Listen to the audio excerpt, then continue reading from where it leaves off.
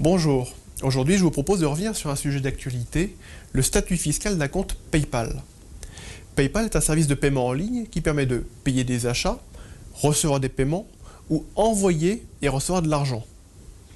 La société PayPal Europe a son siège social au Luxembourg. Alors quelles sont les conséquences fiscales de l'utilisation de ce type de compte pour une personne résidente fiscale française? Nous allons le voir.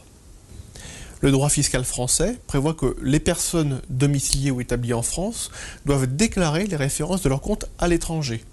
Sont concernées les personnes physiques, les associations et les sociétés qui n'ont pas la forme commerciale.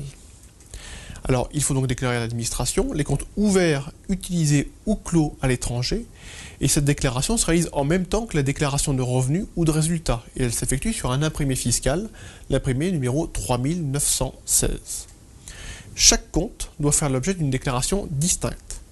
Pour les personnes physiques, par exemple, si l'un des membres du foyer fiscal ou une personne rattachée au foyer dispose d'un compte à l'étranger, il faut le déclarer avec cet imprimé en même temps que la déclaration habituelle des revenus. Toute omission ou inexactitude de déclaration expose à différents types de sanctions, la sanction minimale étant une amende de 1 500 €. Pour en revenir au statut du compte PayPal, au regard de l'impôt sur le revenu, celui-ci a récemment fait l'objet de textes sur ce sujet. L'évolution s'est déroulée en deux temps. Dans un premier temps, une jurisprudence, en l'occurrence le tribunal administratif de Pau, s'est prononcée dans un arrêt, le 23 avril 2013, sur le défaut de déclaration d'un tel compte PayPal par un contribuable. Le tribunal a jugé qu'un compte ouvert auprès de PayPal Europe est un compte détenu à l'étranger, soumis à l'obligation de déclaration, même si le compte est à zéro. L'absence de déclaration a été considérée comme une fraude, entraînant toutes les sanctions prévues en la matière. Alors cette jurisprudence, elle a suscité beaucoup de réactions et de surprises. Cette obligation de déclaration, avec tout son formalisme, est regrettable car ce type de compte PayPal est un compte technique, une sorte de tirelire, et non un compte bancaire classique. On comprend cependant aussi que certaines personnes, peut-être des cas isolés, aient détourné ces comptes de leur utilisation première pour loger des fonds à l'étranger. Dans un deuxième temps, l'administration fiscale a réagi sur cette question en publiant le 12 novembre 2013 des commentaires administratifs au bulletin officiel des finances publiques, ce qu'on appelle le BOFIP impôt. L'administration indique que l'obligation de déclaration ne s'applique pas lorsque trois conditions cumulatives sont satisfaites. 1. L'objet du compte est de réaliser en ligne des paiements d'achat ou des encaissements relatifs à des ventes de biens, c'est le cas d'un compte PayPal. 2. L'ouverture du compte suppose la détention d'un autre compte ouvert en France et auquel il est adossé. C'est normalement le cas pour la quasi-totalité des personnes. Et 3.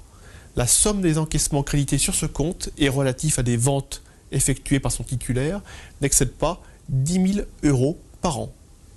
A noter cependant que ce seuil de 10 000 € de vente est apprécié en réalisant la somme de tous les encaissements sur tous les comptes d'un même titulaire et qui ont pour objet de réaliser sur Internet des paiements d'achat ou des encaissements relatifs à des ventes de biens. Alors, la plupart des personnes qui utilisent ce type de compte PayPal pour réaliser des achats ou ventes sont en dessous de ce seuil et respectent donc cette troisième et dernière condition. Cette prise de position est donc intéressante et elle est naturellement opposable à l'administration, ce qui veut dire qu'en pratique, c'est cette position qui pourra être mise en avant en cas de contentieux avec l'administration. La situation est dorénavant claire. Si vous utilisez un compte PayPal ou un autre compte d'utilisation comparable, conformément aux critères de l'administration, en pratique, si vous avez un compte bancaire adossé en France et que vous en faites une utilisation limitée pour de petites transactions, alors vous n'avez pas à remplir le formulaire de déclaration de compte à l'étranger et l'administration n'est pas en droit de considérer qu'il s'agit d'une fraude. Vous ne risquez donc pas d'amende ou de pénalité à ce titre. Il s'agit donc d'une conclusion heureuse sur un sujet qui avait initialement suscité beaucoup d'inquiétudes. Merci et à bientôt.